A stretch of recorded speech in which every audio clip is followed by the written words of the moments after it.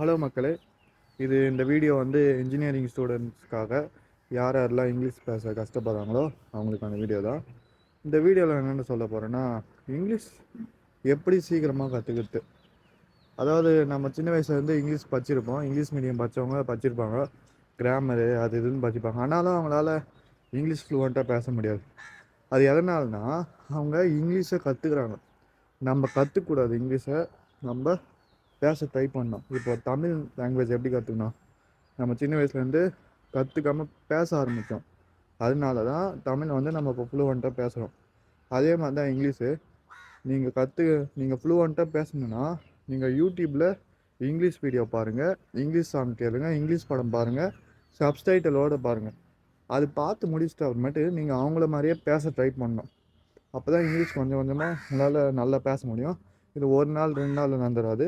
ஒரு கிட்டத்தட்ட ஒரு 2-3 மாதம் ஆகும். ஏன்னா நான் இப்போ தான் ட்ரை பண்ணேன். இப்போ ஓரளவுக்கு ஃப்ளூவெண்ட்டாக பேசுகிறேன். இன்னும் நான் வந்து ஃப்யூச்சரில் நேரில் யாருக்கிட்டாவது பேசினா இன்னும் நல்லாவும் பேச ஆரம்பிப்பேன். ஸோ இங்கிலீஷ் கற்றுக்கிறது முக்கியமான விஷயம். நீங்கள் முதல்ல இங்கிலீஷில் பேசணும், அவ்வளோதான். தேங்க்யூ.